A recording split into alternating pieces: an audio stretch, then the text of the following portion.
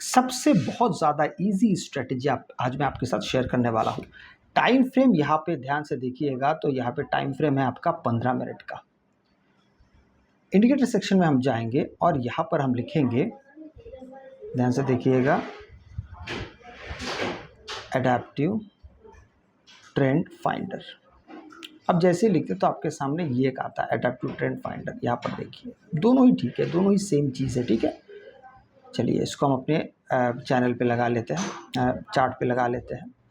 अब जैसे हम इसको लगाते हैं और इसके सेटिंग्स में हम जाएंगे, इनपुट्स में जाइए और यहाँ पर नीचे जब आएंगे तो डेविएशन मल्टीप्लाई 2 लिखा हुआ, इसको कर देंगे 1.2, ठीक है। इसको 1.2 कर देंगे।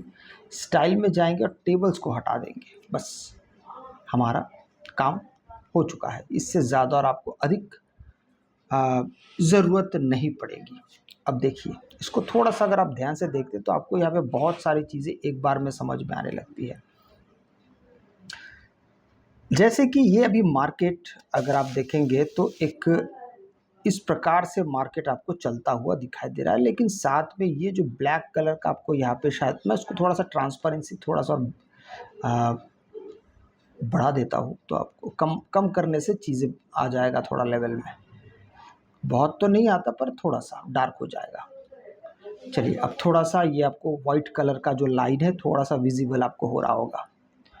अभी ये जो चैनल है, ये जो चैनल आपके लिए बना हुआ है, ये एक बहुत शानदार तरीके से काम करता है। जैसे आप अगर मार्केट के पिछले दिन को अगर आप देखते हैं तो ये आपको ये दिखाई देता है कि मार्केट लगातार एक रेजिस्टेंस को लेके मार्केट नीचे आ रहा है। एक बात और है इस शानदार इंडिकेटर का, कि इंडिकेटर समय के साथ साथ, प्राइस के साथ साथ ये अपने आप को एडजस्ट करता है। जैसे मैं आपको उदाहरण देता हूँ, यहाँ पर 25, 26, 27 को मार्केट का जो ये जो एडेप्टिव ट्रेंड फाइंडर, ये कुछ ऐसे चल रहा था लगातार।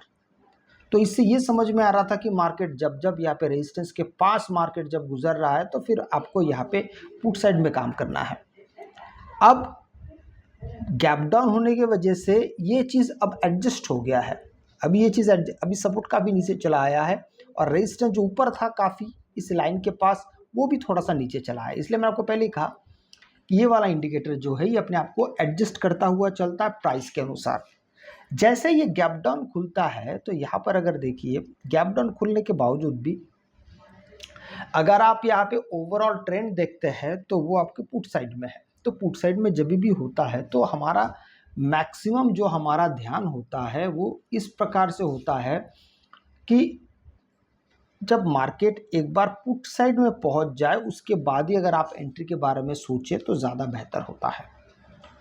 अब ये 15 मिनट के टाइम फ्रेम पे आप चाहे तो इसके टाइम फ्रेम को भी बदल सकते हैं। चलिए मैं इसको 5 मिनट कर देता हूँ। 5 मिनट में ये आपको अप ट्रेंड दिखा रहा है। याद रखिएगा, हर एक टाइम फ्रेम अलग ट्रेंड दिखाता है, इसलिए ज़रूरी नहीं है कि आप सिर्फ एक ही टाइम फ्रेम पे चीज़ों को देख के उसी को आप सच मान लें। जैसे मैं आपको और थोड़ा सा डिटेल में बताने की कोशिश करता हूँ। 5 मिनट का हो गया, चलिए भी हम सीधा आधे घंटे के टाइम फ्रेम को देखते हैं तो उसमें हमको क्या क्या दिखाई देता है। तो आधे घंटे के टाइम फ्रेम में हमको दिखाई दे रहा है कि मार्केट अभी ओवरऑल एक डाउन ट्रेंड में है। ज़्यादातर लोग 4 घंटे, ज़्यादातर मतलब जो लोग एकदम बहुत ज़्यादा प्राइस एक्शन को फॉलो करते हैं और कई दिनों का देखते हैं तो वो 4 घंटे के हिसाब से भी देखते हैं। तो 4 घंटे के हिसाब से भी हमारे लिए मार्केट अभी डाउन ट्रेंड में है। लेकिन 5 मिनट में हमने क्या देखा है? 5 मिनट में हमने देखा कि मार्केट अप ट्रेंड कर रहा है, मार्केट लगातार ऊपर जा रहा है। चूंकि आप ऑप्शन ट्रेड करते हैं तो ऑप्शन ट्रेड में बहुत बड़े टाइम फ्रेम का वैल्यू बहुत ज़्यादा नहीं होता है, क्योंकि उतना मार्केट उस स्पीड में चलने के लिए काफ़ी वक्त ले लेता है। इसलिए जो ये चैनल वाला सिस्टम है इसको हम जानने के लिए, समझने के लिए ज़्यादातर हम सिर्फ छोटे टाइम फ्रेम का इस्तेमाल करते हैं।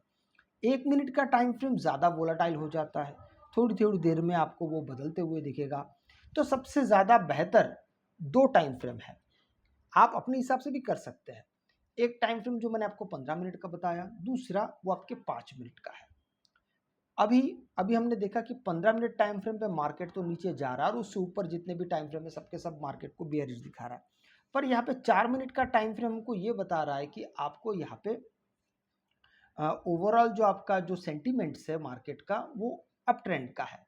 तो ऐसे वक्त पे आपको क्या करना चाहिए, आपका यहाँ पे किस प्रकार से आपकी सोच होनी चाहिए, तो मैं आपको वो बताने की अब मैं कोशिश करता हूँ। जब ओवरऑल बड़े टाइम फ्रेम का तौर तरीका जो होता है, हमें उस हिसाब से चलना होता है। जैसे कि ये आपको भले ही अप ट्रेंड दिखा रहा है, लेकिन यहाँ पे सही मायने में अगर देखा जाएगा तो आपको यहाँ पे पुट साइड में ही काम करना चाहिए ज़्यादातर।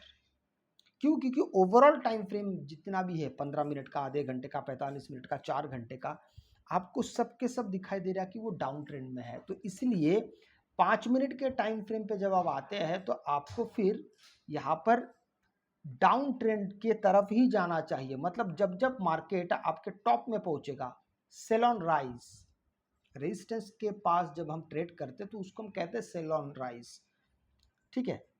और जब मार्केट सपोर्ट पे आता है और वहां पे अगर हमें खरीदना होता है तो हम कहते हैं बाय एट बॉटम, ठीक है। अब देखिए मार्केट अगर यहाँ पे जैसे कि इस जगह पे आया, अगर यहाँ पे अगर आपने पुट साइड में एंट्री किया होता, मार्केट काफ़ी अच्छा तगड़े तरीके से नीचे आया। वैसे ही यहाँ पे 5 तारीख का भी वही है, मार्केट थोड़ी देर यहाँ पे काफ़ी देर तक रुकता है, लेकिन लास्ट में मार्केट पहुँच जाता है अपने सपोर्ट के आसपास तक। उसी तरीके से अभी का अगर आप देखेंगे तो मार्केट अभी तक अभी सपोर्ट के पास है, लेकिन हम ओवरऑल ट्रेंड को अगर देख रहे हैं तो सिर्फ और सिर्फ हमें यहाँ पे रेजिस्टेंस के पास जब मार्केट जाएगा और वहाँ पे जब कोई आपको टाइम फ्रेम या यहाँ पे आपको जब कोई उस प्रकार का कोई सेटअप दिखेगा, प्राइस एक्शन दिखेगा, तभी आप इसमें एंट्री कर सकते हैं। अच्छा, 5 मिनट को छोड़ के अगर आप यहाँ पे 1 मिनट के टाइम फ्रेम पे अगर आते हैं तो आपको यहाँ पे क्या क्या चीज़ें समझ में आता है। कभी कभार होता है कि 1 मिनट का टाइम फ्रेम, मैंने आपको पहले बताया है कि 1 मिनट का टाइम फ्रेम बहुत ही ज़्यादा वोलाटाइल होता है, लेकिन इसका मतलब ये नहीं कि आप इसमें काम नहीं कर सकते, आप इसमें भी काम कर सकते हैं। जैसे कि मैंने आपको बताया कि ओवरऑल जो 15 मिनट, आधा घंटा, 45 मिनट, 4 घंटा, ये सब के सब आपको डाउन ट्रेंड दिखा रहे हैं। तो यहाँ पे भी आप आके इस प्रकार से 1 मिनट के टाइम फ्रेम पे या 3 मिनट के टाइम फ्रेम, चलिए ये तो 1 मिनट हो गया, मैं आपको 3 मिनट का भी दिखा देता हूँ। 3 मिनट में क्या कामकाज हो रहा है, चलिए ये 3 मिनट के टाइम फ्रेम पे, 3 मिनट का टाइम फ्रेम कह रहा है कि मार्केट अभी ओवरऑल डाउन ट्रेंड चल रहा है। ये 3 मिनट का टाइम फ्रेम कह रहा है, ठीक है। तो उसके हिसाब से यहाँ पे आपका एक प्राइस एक्शन बनता है। तो इस तरीके से जब आप इसको देखते हैं और काम करने की कोशिश करते हैं तो आपके लिए ये थोड़ा सा ज़्यादा आसान होने लगता है, समझ में ज़्यादा अच्छा आता है। अच्छा, यहाँ पे भी स्टॉप लॉस होते हैं क्योंकि मार्केट देखिए, मार्केट कभी वोलेटाइल होता है। ऐसा ज़रूरी नहीं कि आपने यहाँ पे इस इंडिकेटर का इस्तेमाल किया, यहाँ पे एंट्री की और ज़रूरी नहीं कि यहाँ से यहाँ तक पहुँचेगा। मार्केट को जाना होगा तो मार्केट ऊपर भी जा सकता है। बस इतना होगा कि आपका स्टॉप लॉस हिट होगा, तो उसके लिए आपको मानसिक रूप से तैयार भी होना पड़ेगा। अगर आपको वीडियो अच्छा लगे तो लाइक शेयर सब्सक्राइब जरूर कीजिएगा। आपसे मैं अगली वीडियो मिलता हूँ, तब तक के लिए जय हिंद।